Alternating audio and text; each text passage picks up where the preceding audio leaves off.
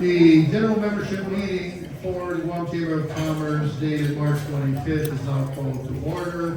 So, as you know, please help yourself with the buffet, etc. Now, let's do some welcoming and introduction of guests. And I have three items here, and it says special guests. And I looked around the table, and it's normally for the dignitaries, the politicians, but I said, you know what? All of you are special guests, so thank you for coming. So give yourself a round of applause. Now we're going to go, any individual guests at the table anyone want to introduce, please raise your hand and we'll bring the mic. Anyone?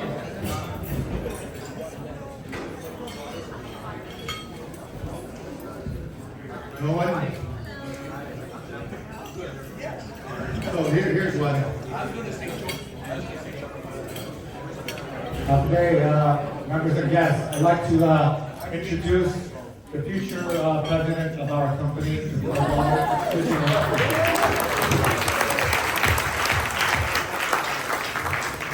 Thank you, Tay. I'm glad you brought the second boss. The other boss is just waiting patiently for you to return home to do your honey-do list. Okay. I just also want to just recognize the executive of the year who has graced us with his presence, Mr. J. Dog. So let's give him well deserved, Dave, well deserved. And because you all came here, there's a special sell on cars at Triple J, so please see them. Okay? And he's sitting next to Kid Cook, so he's willing to give you auto loans at 0% interest. So please, connect with those two. All right, new member introduction. We have two new members. One is here, one's not here. So before I call the one that's here, the first one is 258 University Drive. The owner is Sayu Chen. Here. I have to admit that is an interesting name for a company. It just tells you the address of the business, so I should change First Hawaiian Bank to 400 Route 8. That's an interesting strategy. Okay, and then our next new member, an associate member, Guam Community Health Center, represented by Shermalyn Pineda. Where are you, Shermalyn? Would you like to just say a few words? Hi, yes, good afternoon. I'm Shermalyn Pineda. I'm the CEO of the Guam Community Health Center, and we're very excited to be part of the chamber, and I'm looking forward to getting to know everyone. Thank you. Thank you. Thank you. Okay, we'll move right along in the agenda.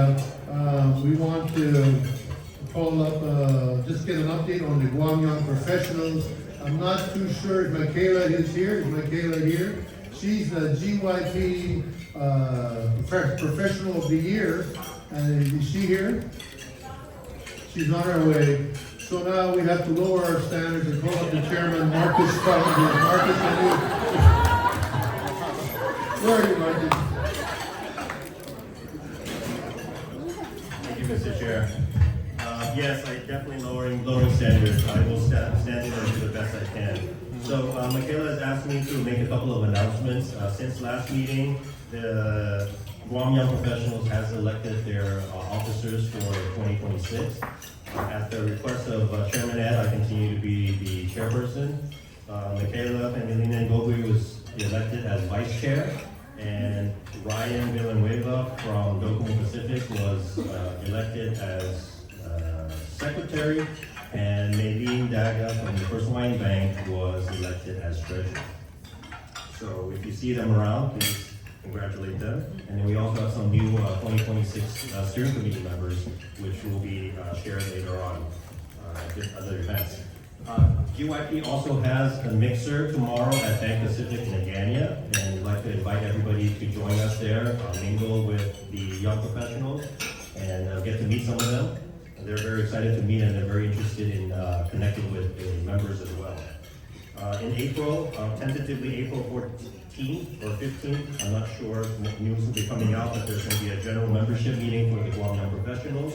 I think the theme for that right now is entrepreneurship. We're going to get two young professional entrepreneurs to speak about their entrepreneurship journeys. And last but not least, sponsorships for Guam Young Professionals as a committee will be coming out in a couple of weeks. So be on the lookout for that. We appreciate the support. The young professionals appreciate your support in everything that they do. So thank you very much, and more to come. UIP. Thank you. Thank you, Marcus. And I just want to just congratulate Marcus because under his leadership, the GYP has really turned around and been revitalized. So if anyone is under 40, which I think all the women here are under 40, if I'm correct, right? But please consider joining the GYP and becoming a member. All right. The 102nd anniversary gala by past chairman and the Guam Chamber of Commerce and our current committee chairman, Mr. Ernie Galito.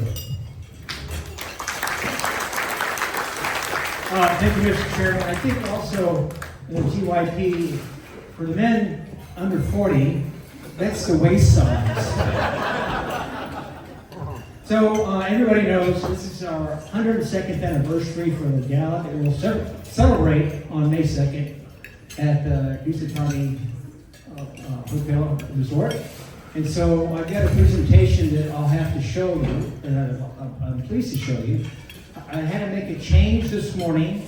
However, I wasn't able to record it. So this is going to be a live presentation, Mr. Chairman. I'm going to walk over here because I have to show this to you myself. So if there's any technical hiccups, I blame technology.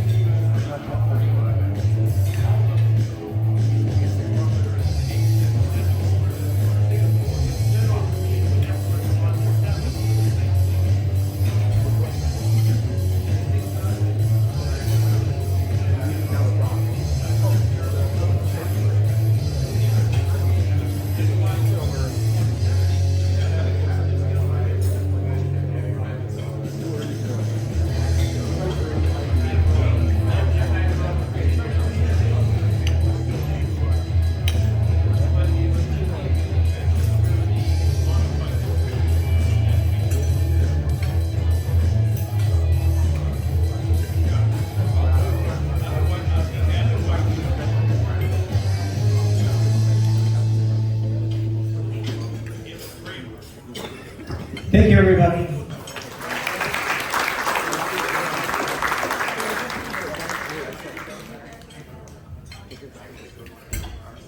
Mr. Chairman, I'll return your trump. Thank you. When you took the mic, I thought you were gonna, sing along with Steve Perry, but I guess that's not the case. But thank you for always earning your videos are always very entertaining, informative, and we have to change your name to Ernie Spielberg just for everybody to say. All right, now it's up my turn now, and I just want to note that everyone knows Frank Beetle, right? So unfortunately, he's not here, so we're going to have the golf update by Miss Cat, but I just found out that Frank couldn't make it today because he heard that the president was deploying ICE agents to TSA, and he just wanted to be safe. But anyway, just reach out to him, just assure him that nothing's going on. Anyway, okay, moving right along. There are many things happening here, and I think one of the biggest impacts that everybody is just very anxious about is the war, and particularly with the increase in fuel. And I just filled up my truck the other day, and I remember just not too long ago it was $90 for a whole tank, and now it costs me $150. So with every event, you have to look at the opportunities and then what you have to look at. So I'm actually considering buying a bike to be able to help me out. I've also checked SPEMA, but they don't have our help from AINA, so unfortunately, I'm stuck with my truck. But it's important to understand that this is a global impact. It has nothing to do with the local companies. In fact, I sat down with a couple of them, and they helped me to really understand how they have to be able to price and based on the future, etc. So, they're really doing everything they can. And the good news is that the chamber really fought hard, I believe, on the liquid fuel tax, and that helped out when fuel was a little bit higher. But you imagine if that was back as well. So, anyhow, the other thing it's important for all of us to be very leery of is that monitor the impact to your businesses, because when prices go up, behavior changes. And going out to restaurants and the retail stores, etc. So keep an eye on your businesses. I also think it's important at this time for the government to really start to tighten up a little bit, because as the entire private sector, all of us in this room, start to tighten up, the government needs to also help in this regard. Now, we also have election year, so it's very important that all our candidates are very clear on what they bring to the table. And when you have these discussions with them, you have to be very pointed. Just don't stand for the political rhetoric. I understand there's estimated right now 30 Republican and Democratic senatorial candidates, so there's going to be a lot on to consider. And also now we have 4 gubernatorial candidates, and I believe three delegates, as well as 3 or 4 AGs. And that doesn't stand for another governor, but attorney general, just if you want to just make it very clear, okay? So what we're going to do to help is there's 2 things we're looking to do. So save the date we're going to release it. We're going to have the gubernatorial teams come up and present before the chamber. And we're scheduling 2 days in June to give everybody an opportunity. And it's not going to be your typical type of debate, but we want to ask some very pointed questions about the platforms they want. So the first day is going to be around, I think, June 24th. And that's going to be the Republican candidates, where they come before all of you, and they will have an opportunity to present to you what they want to do. And then the next day will be the Democrat gubernatorial candidates. And we really have to ask these hard questions because when we look around what's happening on the island, of course, there's a lot of reasons why maybe tourism's not recovering. There's a lot of potential reasons why, housing is, and we'll hear more about that from Siska, why it's so expensive and what the impact's going to be. But, of late, you read a lot about what's happening with textbooks, with schools, online payments, etc. I'm not trying to say anything, but I think every one of those candidates has the obligation to come before all of you and say what they will do very specifically to address these issues. So when you speak to a candidate, ask for specifics, details. What are you going to do? Oh, I want to do this. No, very targeted. What do you want to do? The other thing is that we're going to be working on a dashboard to be able to help everyone put up a profile on all the different candidates. That way you can check out to the chamber website. Hopefully we can get it up within the next 30, 45 days. The person who's going to help me put it up, he's not here, so I can put it, commit for him. He doesn't know yet, but I'm going to commit for him. But we also want to throw in a dashboard for the economy so people can make this informed decisions. Lastly, I just want to say, the budget's been a big thing for the chamber. And the executive committee and the board has been struggling really to try to have a budget that will sustain the chamber operations for the next 10, 20, 30 years. It's not perfect timing, but we've come to the realization that we will probably have to make adjustments to the membership fees. And in order to do that, we will come before the board or to this general membership meeting next month and request for a vote. Just to note that the chamber has actually been operating on a loss for the last several years. Fortunately, through the stewardship of our president, she's been able to have some cash reserves in which we have been continuously depleting. To understanding the current situation economically, the board, we want to present a plan to be able to present to all of you that stabilizes the chamber over the next 3-5 years, and to be able to phase in any kind of adjustment because we understand very clearly the impact towards everyone's budget. Most importantly, we also want to be able to ensure that we have proper succession with the chamber, and we're working with Ernie to put together a succession plan as we are down to 3 people in the chamber operating this chamber. So it's very important. Now, we're also coming up with different revenue types of revenue generation types of ideas. So if any one of you wants to be able to volunteer to try to help out in creating this thing, coming up with ideas on how we can help the chamber, please give us a call and we'll be more than happy to take your free service, because free is good. All right, that's it now. Now I'm going to just transfer it over to our president, Catherine Castro, who will at least confirm that Frank Capillo hasn't been detained. Thank you, Mr. Chairman. Happy everyone, thank you very much for being here today. First of all, I'd like to give a shout out to the Hilton, Guam Resort and Spa. Isn't this wonderful? Viva Mr. and Viva Hilton. It's always great to see a full house, and of course, I know that everybody's here to listen to Siska, but I do have just a very few announcements. And one of that is I just wanted to convey our sincerest sujus maasi to all of you who are sponsors, contributors, and players in our golf tournament that we had last week. The weather was fantastic, the drinks were cold, and the players, they had a great experience.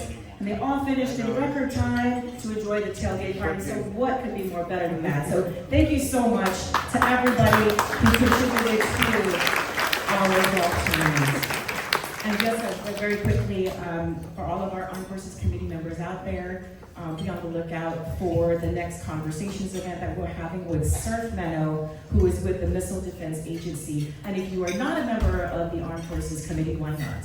So come and see me afterwards and we'll talk. Now on to the introduction for our guest speaker. Our guest speaker is the founder and president of Cornerstone Valuation Guam, Inc. She has engaged in real estate research, valuation, and consulting both on islands and internationally for over 30 years. Under her leadership and vision, Cornerstone Valuation Guam is Guam's leading real estate valuation and advisory services company. We value is the company motto and is upheld in not only the services provided, but in the interactions with staff, clients, vendors, and the public. Our speaker has trained 5 of Guam's licensed certified appraisers. She appraised 77,000 parcels of privately owned property in Guam in 2014, bringing world-class expertise and implementing the first GIS system here on island. Her commitment to professionalism is reflected in her 6 global real estate designations, the only person on this side of the Pacific to hold them. Her comprehensive research skill sets have brought her to neighboring islands in Micronesia, including Saipan, Palau, Pohnpei, Kosrae, Yap, and the Marshall Islands. She was recently named to 2025 Top 25 Influential Women in Guam. Ladies and gentlemen, without further ado, please join me in welcoming our guest speaker, Mrs. Siska.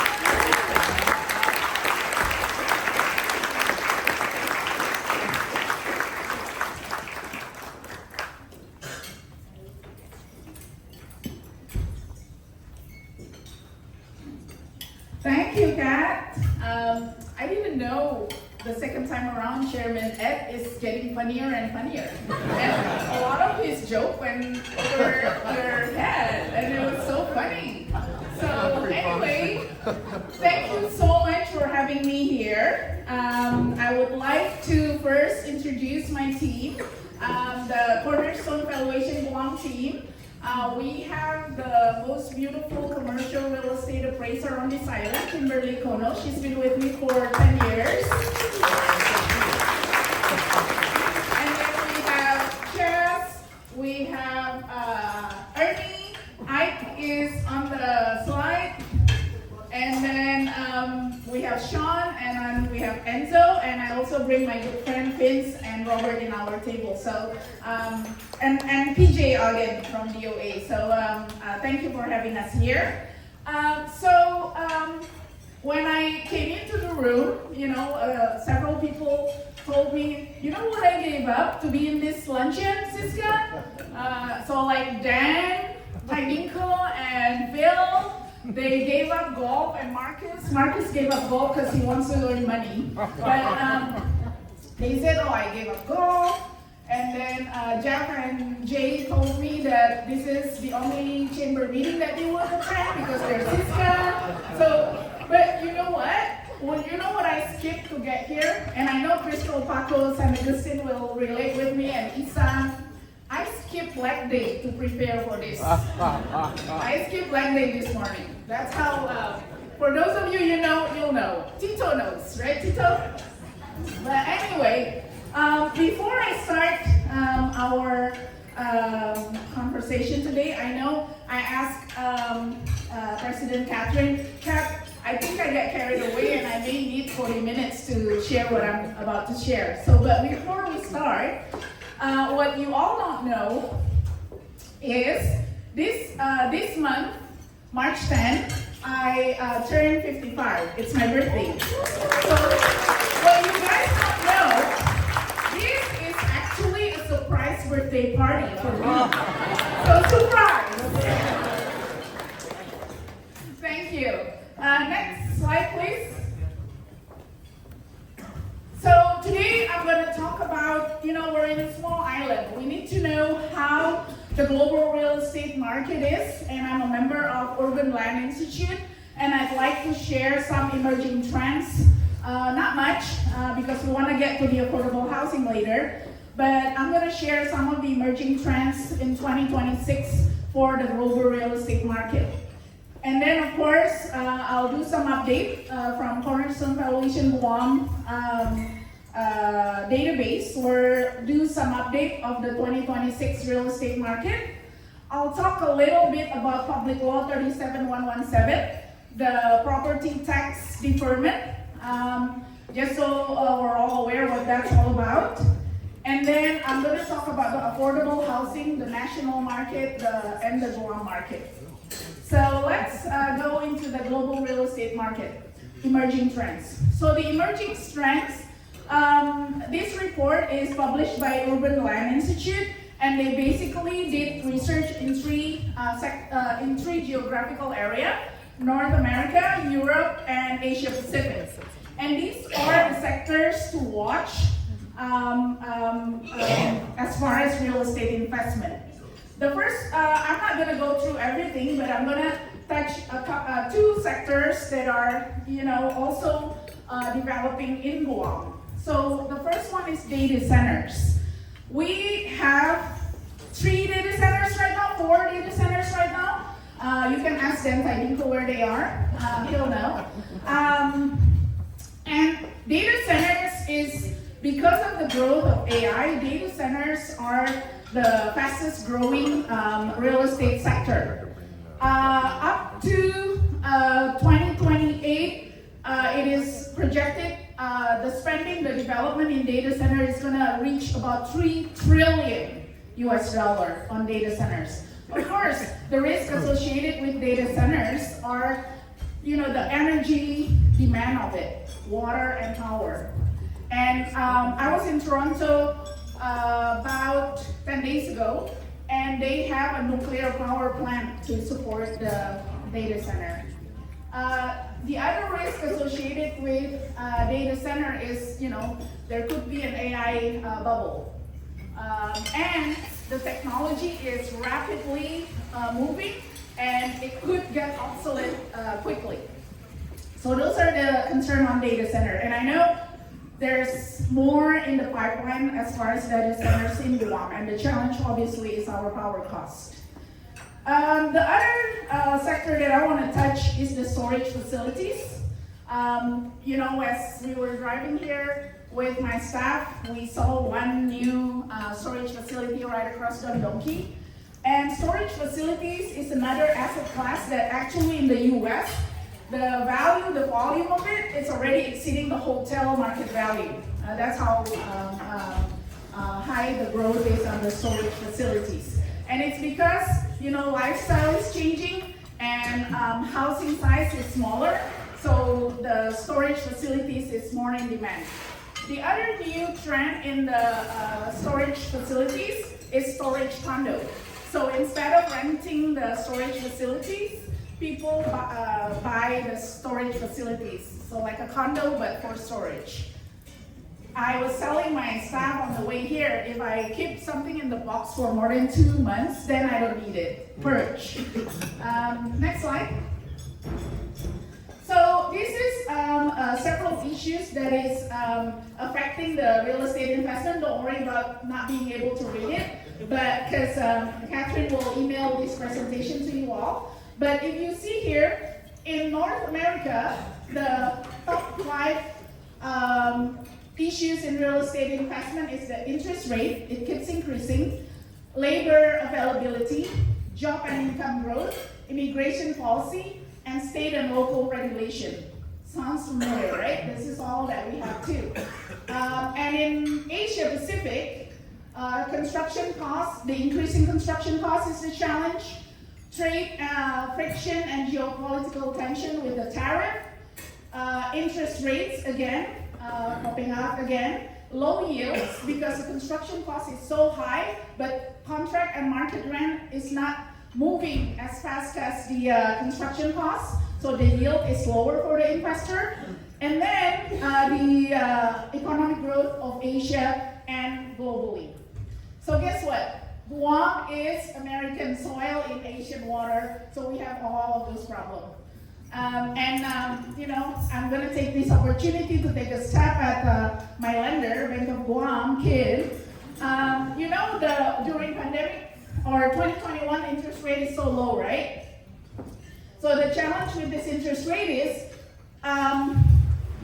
when the interest rate was 2.5%, so I have an investment property, right? When the interest rate was 2.5%, my mortgage was only, say, $550,000 present value. My amortized over 30 years, my mortgage payment, the principal and interest is only $2,100. This year, my 5-year ARM is going to what do they call it, Kim? Adjust. So interest rate now is 5.5%, and now my mortgage is going to be $3,100, $1,000 more than it was. And so that would put pressure definitely for real estate investor because of the high interest rate. That's on a smaller scale. So imagine for a bigger, larger development. So Kim, I'm coming to you to renegotiate my interest rate, and because I have a stellar credit score and I've been a faithful advertiser of Bank of Guam for 20 years. So, okay, next. So let's move on to the Guam real estate market update. Guam real estate sales volume, the first 2 months, I wouldn't say that it's gonna be at 408 million because it's only 2 months out of the 12 months, and so it is slower. Because there's limited supply, and mostly because of limited supply, higher interest rate, and high infrastructure costs or high construction costs. Next. Same with the number of sales. We annualize 2 months worth of data, January and February, and we're only at 870 for this year, total transaction. Next. I'm going to go through quickly for a couple of notable transactions in 2026. In January 2026, the former Louis Vuitton building. This is really a sign of an era, right? The luxury items, the luxury retail goods are changing. I was telling my client that now, when people want to buy luxury goods, in the 90s, there's not many luxury goods stores in Asia. And Guam has free tax, and it was really in high demand. But now, people want to buy an Hermes wallet in Paris because they want to associate it with experience and not so much buying the goods. More lifestyle, more experience. And so this building was sold for $2 million. Buyer is local, $302 per square feet. It's about 1,400 square meter land. And I could bet you they spent at least $10 million when they built it, at least, in the glory days. Next. This one is a sale of about 33.5 acres lot next door from the large solar farm in Manila. The buyer is local, and I'm guessing they're buying also this property for solar panel. Next. A warehouse in Harmon Industrial Park was sold for $1.88 million, local buyer. I think one of the representatives of the buyer is in this room. And it's for owner-occupant purposes. Next. This is, again, another end of an era. Mr. Arthur Stofes from Agate built this Stofes apartment. And so this was sold for $1.5 million, 22 units total, $68,000 per unit, and it's in Agate. I remember Mr. Artofes before. Maybe this is about 20 years ago, I was appraising his property, and my rule of thumb is when I go with a client, I want to pay for the lunch because I don't want to be influenced on my value. And so that's my rule of thumb. But Mr. Artopis, I think he was already in his mid-70s at the time. He was telling me, Cisco, no woman ever paid for my lunch and you're not gonna start it. So okay, Mr. Topez, I guess you can pay for my lunch. But yeah, next. This is the former doctor's clinic. They sold it to Rancare, and Rancare sold it to a local buyer, 2.4 million, about $300 per feet. Next. An apartment in Tumuni, sold 9 units for 1.4 million. Next. This is interesting because this property is located on Back Road of Anderson, and this kind of like a perfect example of how the high construction cost makes the existing building become more attractive. And this building, 10 years ago, people wouldn't have looked at this, but this property was sold for $211 square feet, and it's located in Route 15, Manilao. So yeah, interesting stuff. Next. So now we're gonna get to the residential market as an introduction to our affordable housing issue. For the Guam residential sales volume, last year we had about $315 million total of sales. That includes a single-family dwelling and condominium unit.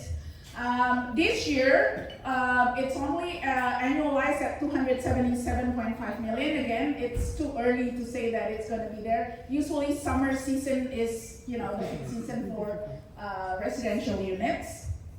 Next. Last year, total sales of single-family residential is about 746 units. So, as you can see, majority of the transaction of real estate in Guam is mostly on residential. And this year we're only at 660. Including the 492 single-family dwelling and about 168 of the condominium unit.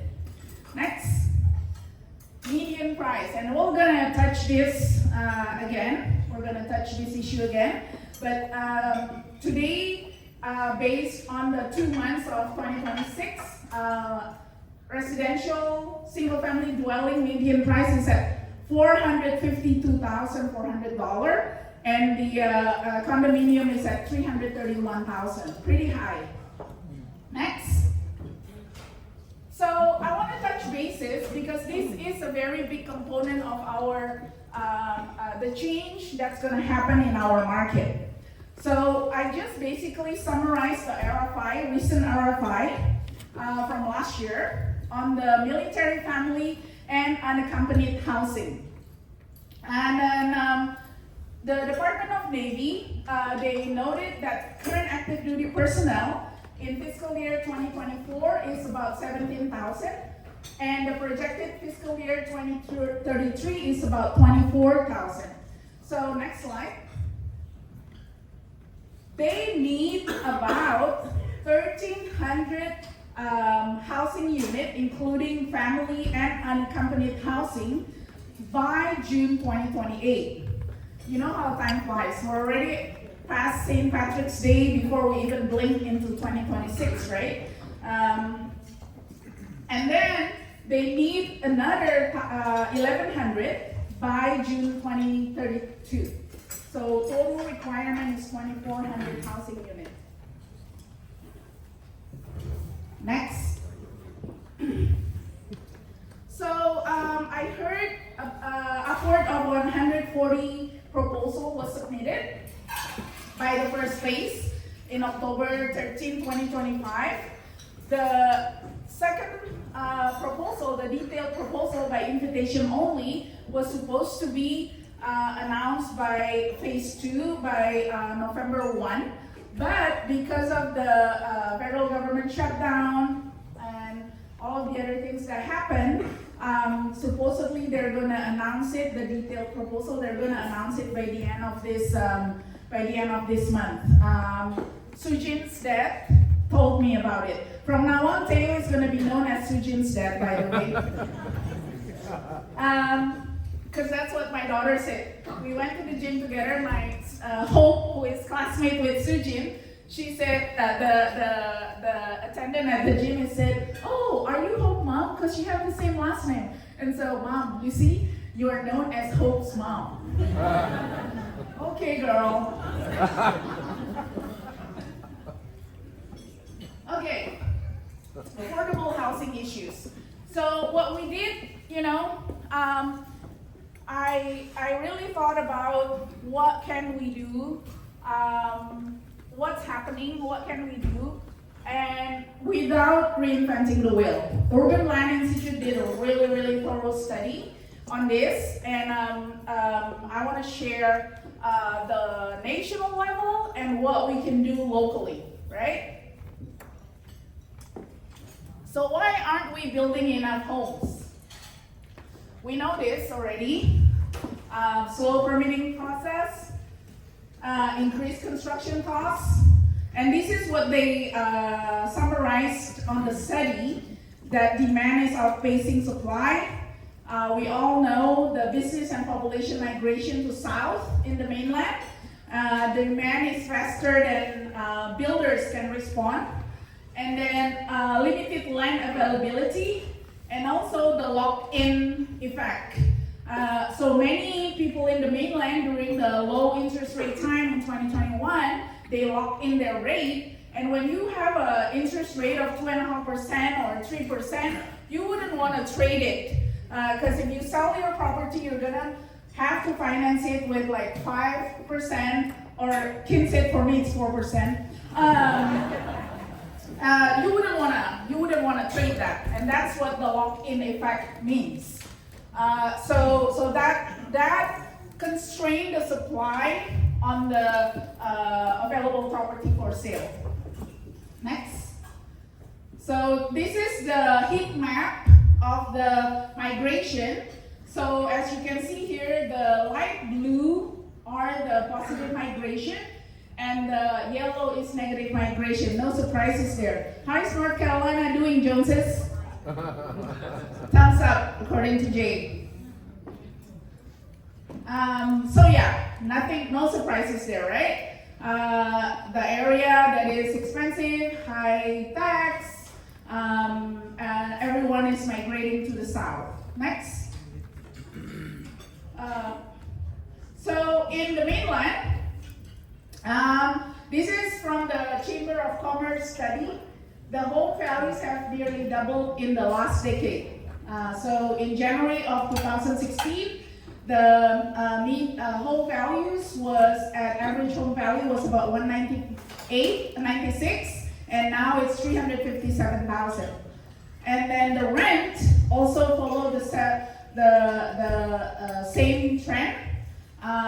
The average rent in the 2000 was like $800. That sounds like Guam. You used to be able to get $650 for a 2-bedroom, basic apartment. But now you're gonna have to pay about $1,500 for those centrally located 2-bedroom apartment. Next. So the problem in Guam that we have is similar to the one in the national level, but I think it's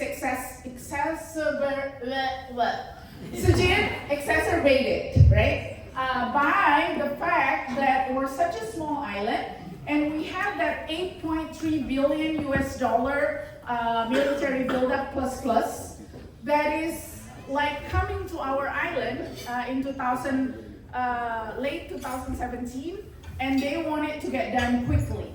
And what happened when you disrupt the demand and supply equation in such a small ecosystem, this is what's going to happen. I always remember what Gary Howell said. Gary Howell, our chief economist, he said, when the world sneezes, Guam catches cold. Like every little thing that happened in the world, iron war, we got affected, tariff, we got affected. So,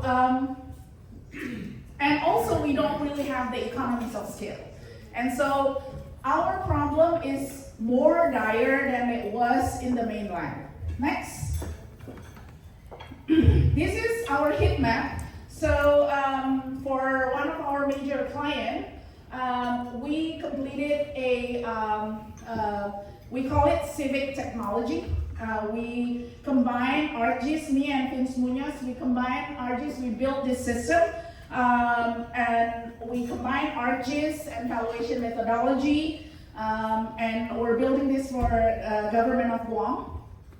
And if you can see here, the red blotches there are the area where there is single family dwelling. How many single family dwelling unit in Guam right now? If you don't answer, cancel the promotion. 29,583 units. And there's about 5,806 unit condominium unit. These red dots are only reflecting the single family dwelling. So as you can see, there are a lot of spaces in Guam. It's just that those areas does not have infrastructure. So it made it difficult for the landowner to develop it. Next. So we kind of do what the Chamber of Commerce, U.S. Chamber of Commerce is sharing.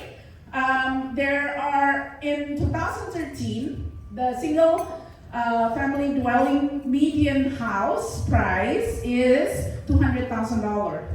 And now we're at, as of 2025, we're at around $436,000. Let that sink in. Next. Okay, this is why statistics can lie. It looks like, right, this is from 2013. It looks like this is median rent. We get this from multiple listing service. It looks like the rent has flattened, but is it really?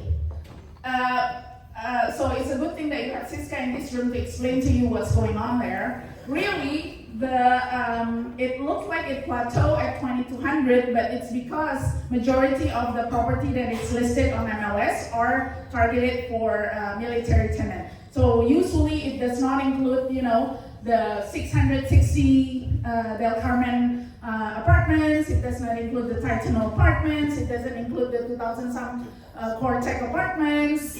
So it's a bit skewed. Next. So, what Urban Land Institute providing housing solution, and this is, I did this slide especially for Sujin because this is her topic. The solution that's already working, right?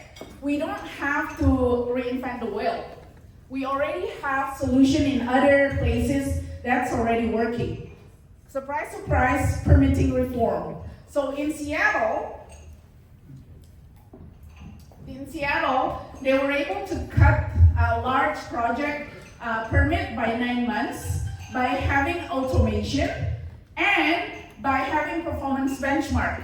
If you don't finish this review in 1 month, we're gonna move it along to the next agency. So that's one, permitting reform. Zoning overhauls. In Chattanooga, I don't even know exactly where Chattanooga is located in the map. Jay, you'll need to help me on this one. Jim, oh, my favorite Jim. Besides Jim Dean.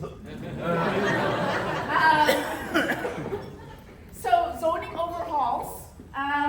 In Chattanooga, they did a reform on zoning.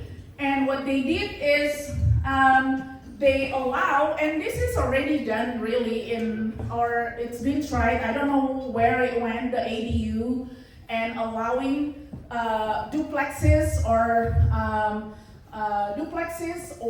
fourplex to be on R1 zone. Practically eliminating R1 zone, which is one single family dwelling. So they allow on certain area, they allow multifamily on a R1 zone. Statewide assistant, Rhode Island also did similar thing, and they fund the state government fund the reform on their zoning.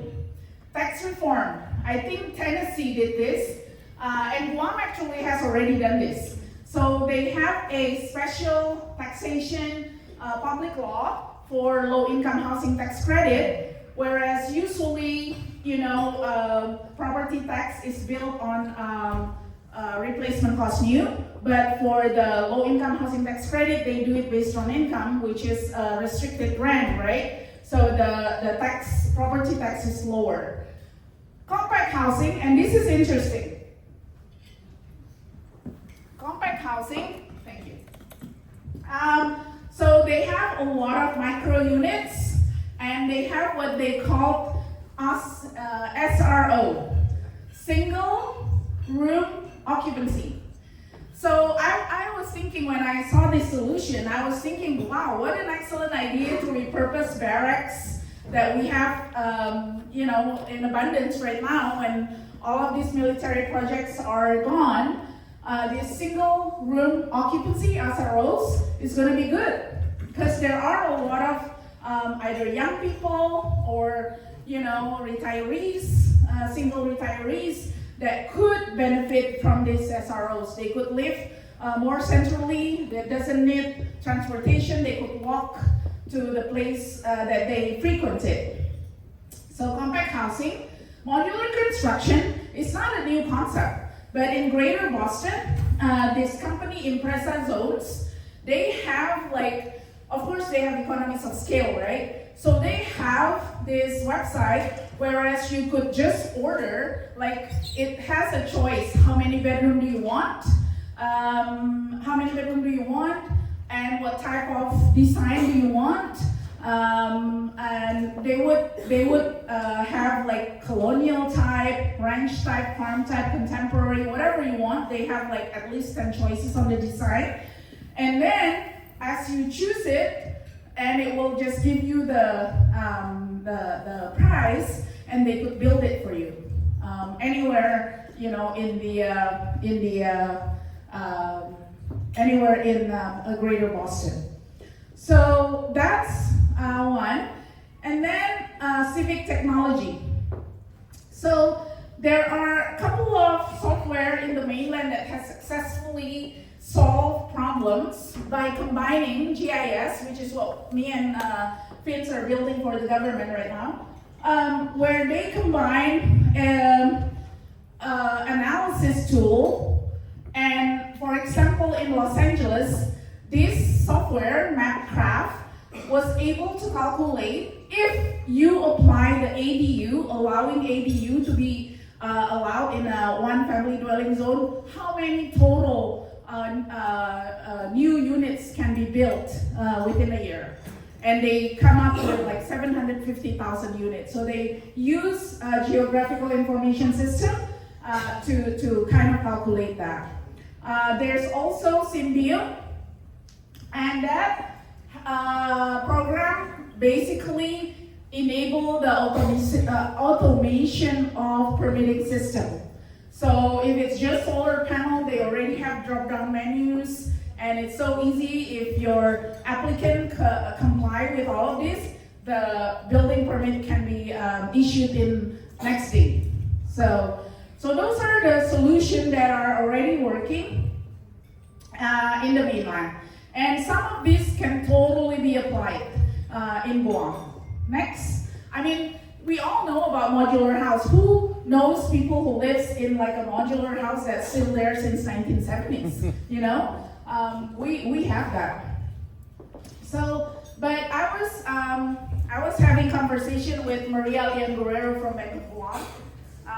We like to walk from my house next to SDA clinic all the way down the hill and to the Kmart hill and back. And we tried to solve world problem while we were walking. And we were thinking, what can we do? Building definitely create immediate equity for the young people if they wanna build a house. But the problem is they typically don't have down payment. They have money to pay rent, but they don't have money to do down payment. The design and permitting is so complicated, and they don't know who to call about the construction company. So we're thinking, why don't we have a nonprofit that facilitates,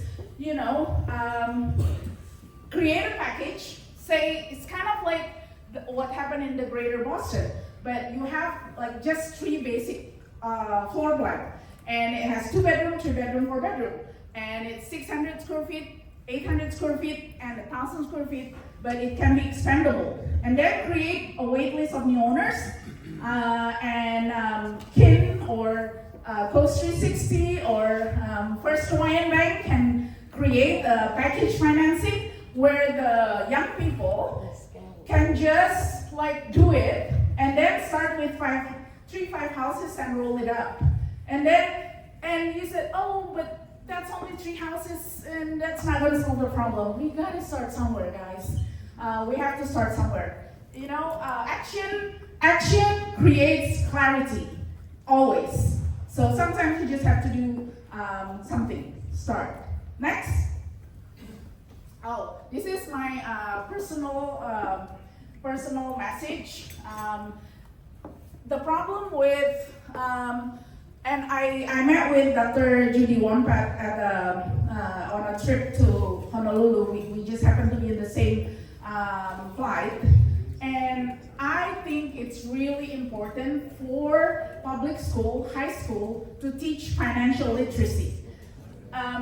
Basic, because my kids is lucky, their mom is Asian, and they are, I was told by my mom, it's not how much you make, it's how much you invest. And I was lucky with that kind of concept, and when I first came to America 27 years ago, I subscribed to Kiplinger and teach myself about Roth IRA, 401k, things that I don't otherwise know. And I have my kids as soon as they turn 18 to open their Roth IRA. But not everybody has that, background. And so teaching financial literacy in school is gonna create, and this is important for members of Chambers of Commerce too. Why? Because you're gonna have employees that are financially literate. And when you have a financially literate employee, it's gonna be a better life for you too. Next. Okay, so I told Chairman Ed and I told President Kat I'm gonna talk about a lot of stuff, but I think this is important. So, as you know, my company completed their evaluation for fiscal year 2025, and the effective date of value was March 3rd, 2025. But because of one thing or another, my client decided to push, Denise Mendiola is here. Where's Denise? Oh, there.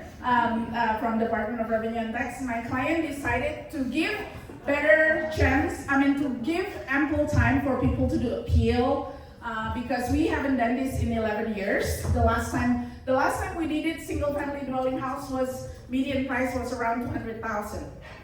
And you know what it is now. So to give ample time for appeal, and also to implement this new public law that went into law in July 2024, they decided to push it to FY 2026. So most of you already got your property tax bill, but the tax bill that you got is the number from 2024. So it's not the new number. No tax bill. Huh? The property tax bill did go out. Yes. Yeah, it did. It did. I received all of mine. Check your mail. So anyway, this public law, enacted in July 22, 2024, provides tax relief to property owners on Guam by deferring increases in property tax assessment until the property is transferred outside the owner's immediate family, or the property is rezoned and no longer become residential, and the owner is granted a conditional use. This deferral applies to single-family homeowners on those zoning and that are exclusively used for residential. And also, apparently, it also applied to owners of unimproved properties, Zone A and R1. Now, there's a lot of question in here. Does that mean if, say, Isa owns a Pacific Tower condominium, and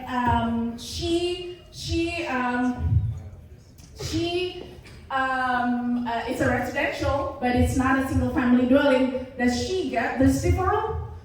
So, and then if the land, so say I, Siska, owns 1 million square meter of land that is A zone, is it applying to me? So there's a lot of complication with this deferral. And remember, it's deferral. And I don't know, deferring your obligation is a good idea. To me, it's not. Everybody have their own, personal thought on that. And like, for example, someone owns a house, and the old value is having them pay, say, $600 for property tax a year. And the new value will have them pay $1,200 a year. So there's maybe $1,300, so it's easy to remember. So there's $700 discrepancy, right? That $700, so the person only have to pay $600 until such time he sold the property. So imagine a 75-year-old widow selling her property, and then to find out that, oops, you owe all of those 10 years of $700, $7,000. So to me, I'd rather pay my obligation now and not inherit it to my kids or whatnot. So remember, it's deferral, okay? Next. What else am I gonna talk about? That public law also have an inherent issue. And so this is an actual example. So this is neighbor, right? Say for example, me and Jay live next to each other, apparently separated by a house. So Jay bought his in September, I bought mine in January. So Jay bought his after the law is in effect. So Jay is going to be charged on the new value, while me, I can still enjoy my old value. Where's the equity in that, right? Where's the fairness in that? So that could be a problem. Next. I guess that's it. Thank you.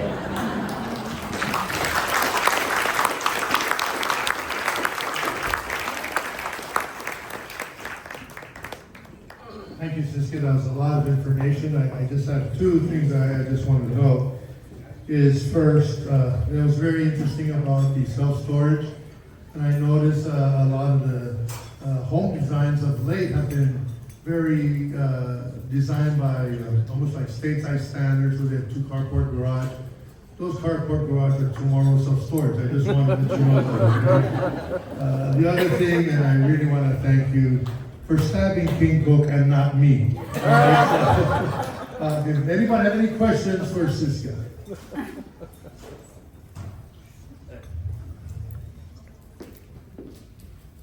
Hi, Siska. 3D printed homes. I saw an article the other day about it. Is there any kind of update as to Guam and the regulations or permitting issues around 3D printed homes? Thank you for the question. Yes, the characteristic of 3D printing homes, 3D printed homes, is ideal because you could produce a lot. I guess the challenge as with any modular construction or 3D printing is it insurable? And if it's insurable, then you can finance it. And so that's how it can go, it can take off. So the first question that needs to be answered, in addition to the regulation permitting process, is it insurable? Once it's insurable, because majority of our buyers depends on, as you know, depends on financing. Well, Frank just got arrested.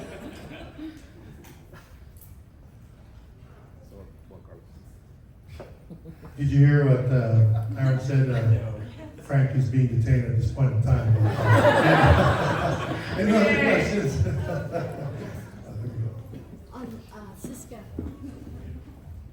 Siska. Siska, you're right, I prefer to pay my taxes up front. I don't want a Yeah. nightmare later. So when they do send out the taxes, are they showing the full amount that's due and then showing it could be deferred? Not yet. Like I said, they push it to FY 2026, the new number, so they don't have to deal with it now, but on the next tax fiscal year, it will be. So that could be an issue. Let's say we're selling a home in the future. It could be a nightmare, especially if the owner didn't pay their taxes. Oh, yeah. And then we're trying to sell it, and then we find out there's more than what the buyer can Yeah. afford. Way over. Yeah, Thank you for letting us know. yeah, I wanna brought it out just so that people are aware. Hi, Siska. Question, Bill? you're showing some trends in regards to assisted family housing. What can you tell us more about that? The assisted family housing, not much. I haven't really studied it, but I think eventually, I don't know. Guam is such a small island, and we would like to take care of our family. I don't know if it's gonna take off. I mean, we have Guma Tranquilidad, which is kind of under density development. You know, that big of a land and only 50 people that can be, helped by it.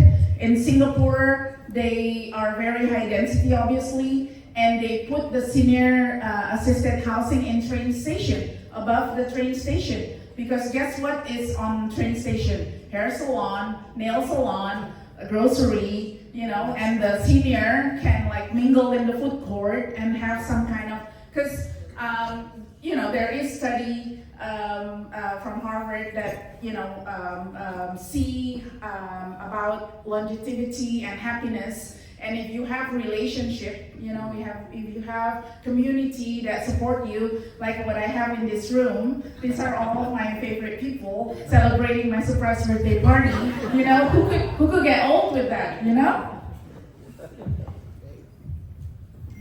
Here's a question.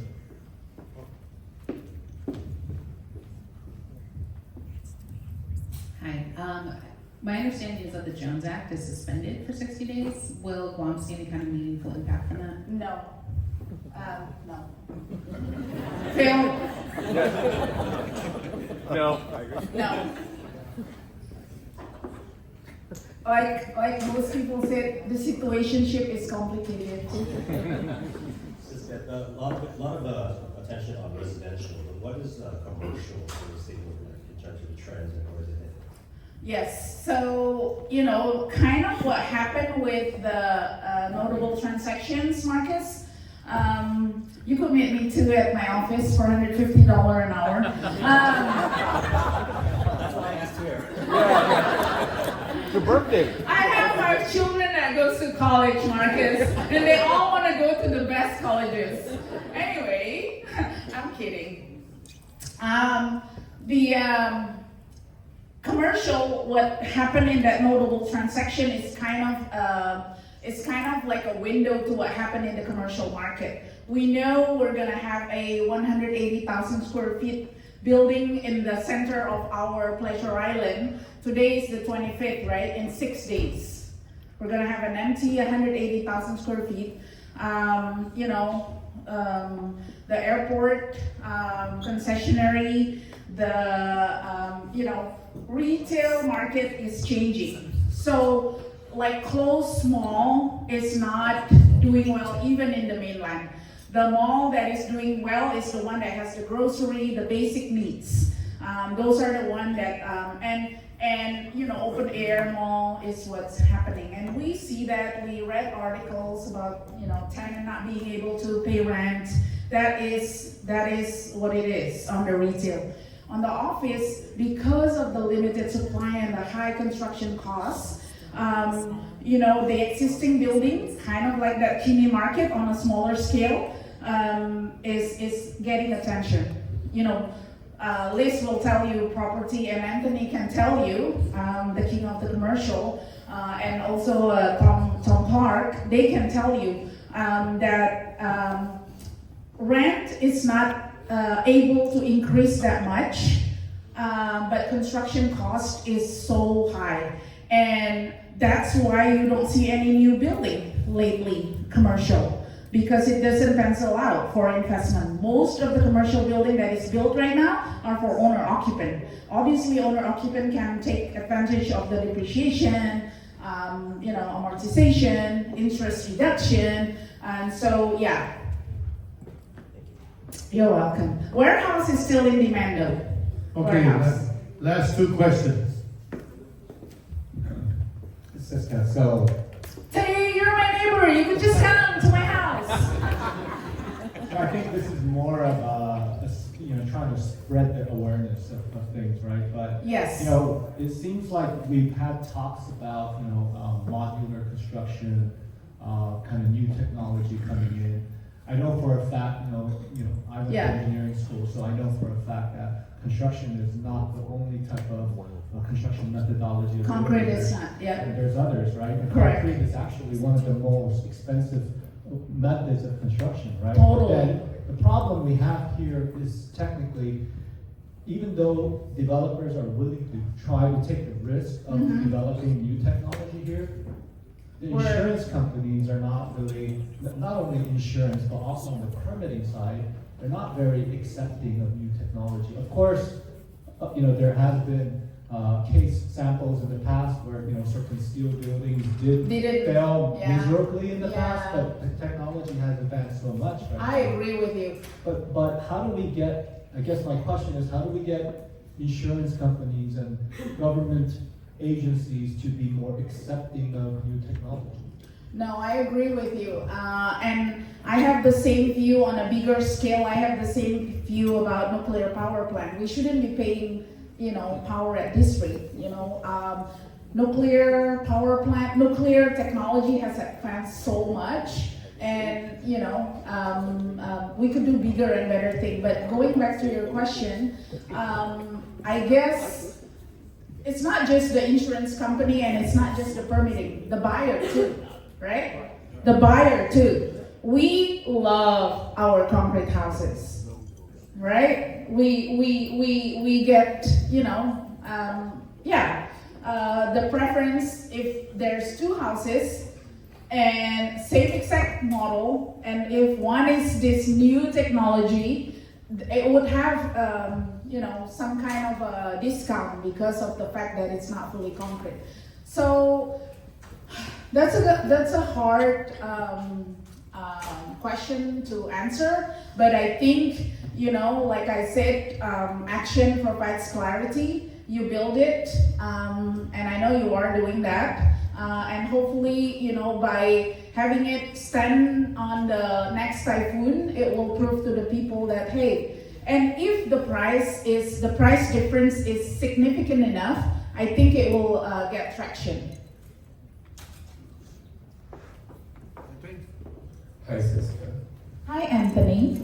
First of all, I want to wish you a happy birthday. Thank you. And you said you're 55? 55. You do know that is a speed limit in some states. Oh.